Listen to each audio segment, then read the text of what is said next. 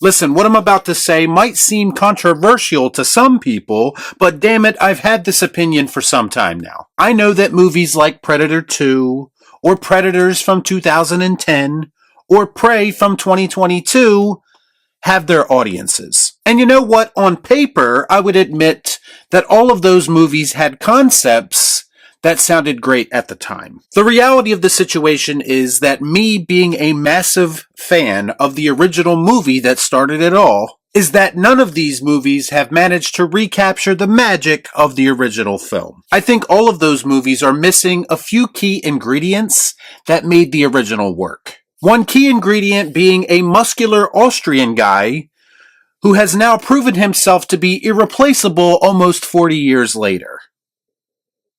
Let's discuss. I watch so you don't have to. All I'm offering is the truth, nothing more.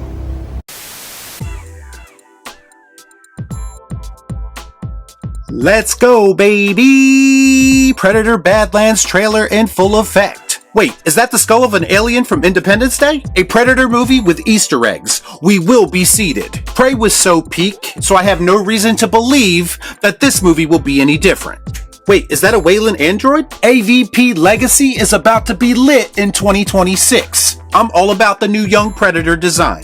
I can already tell that they were cooking when they came up with that. Whoa, watch out for the vines. We all found out in Evil Dead what happens when they catch you.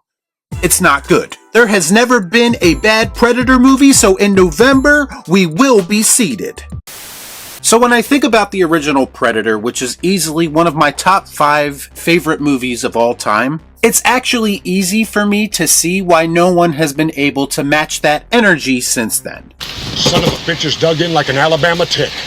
First and foremost, I think the original Predator is very much a product of the time that it was created in. Meaning it came out in an era where testosterone-enhanced movies were everything. And I think that was all made possible by director John McTiernan and of course Arnold Schwarzenegger. To me, that movie works because it features this badass team of mercenaries who would seem to be untouchable coming up against something that they could have never prepared for. You see, that team were used to being at the top of the food chain. They were used to being the predators in most situations, until an actual predator came along and humbled them quickly. That movie was all about build-up. It was about this unseen thing stalking and hunting these men, and it helped that we knew very little about the creature while it was happening. Even when that creature is eventually revealed in the finale of the film and killed, I still feel like there was a certain level of mystery around it. And to me, the Predator as a character hasn't been as formidable,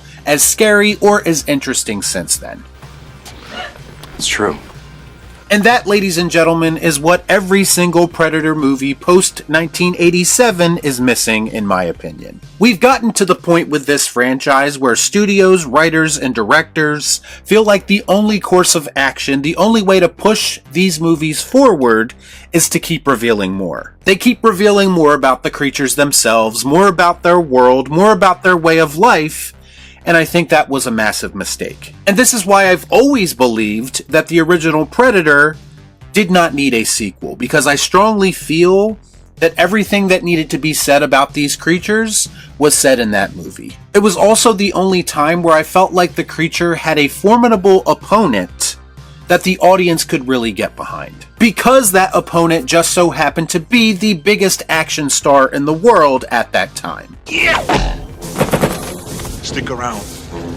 I challenge any of you to name me one Predator movie that has been able to replicate that formula in any way, or even expand upon that formula in a satisfying way that does not overexpose this concept. Spoiler alert, I firmly believe that that movie does not exist. I am personally not interested in seeing the Predator just hunting in a new location or time period, because that is very gimmicky to me. I am personally not interested in seeing the hierarchy of the Predator society and watching one Predator go up against other Predators, because it results in that creature being too much of a focal point that I don't think it was ever intended to be, based on what we got in the original film. The concept of a young Predator in training on the come up might sound interesting in theory. But the question is, do we really need to see that in order for us to understand this creature further? Absolutely fucking not.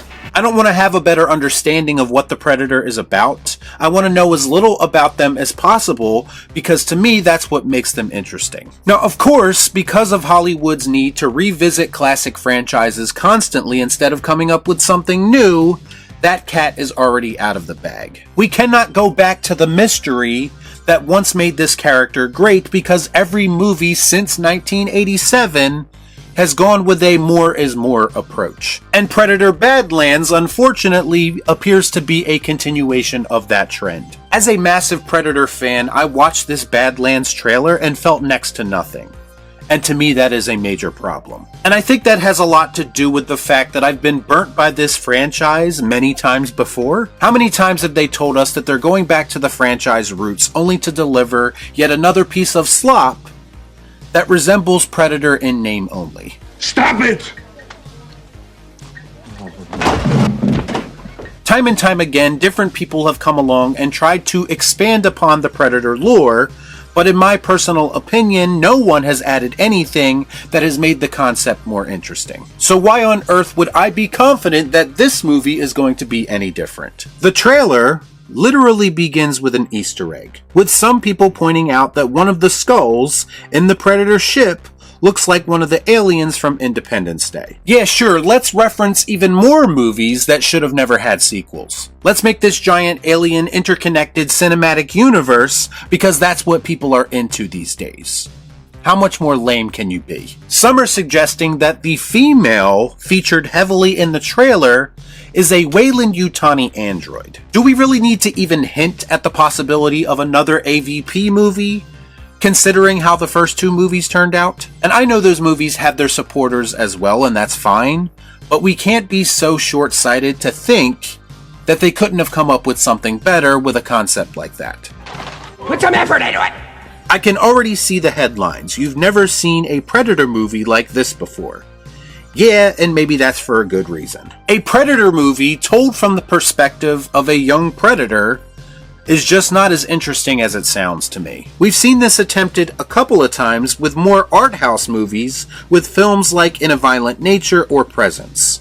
Two films that I actually enjoyed to a degree. But Predator is a completely different animal altogether, because what we are doing is taking an established IP that again has already been overexposed. I'm kind of tired of them trying to turn Predator movies into these sprawling sci-fi action epics that focus on world building more than they do anything else. I think the Predator as a character and as a franchise works much better when they keep things simple. Hollywood has been doing the exact opposite for years now, each time trying to outdo themselves and each time trying to go bigger. But bigger isn't always necessarily better.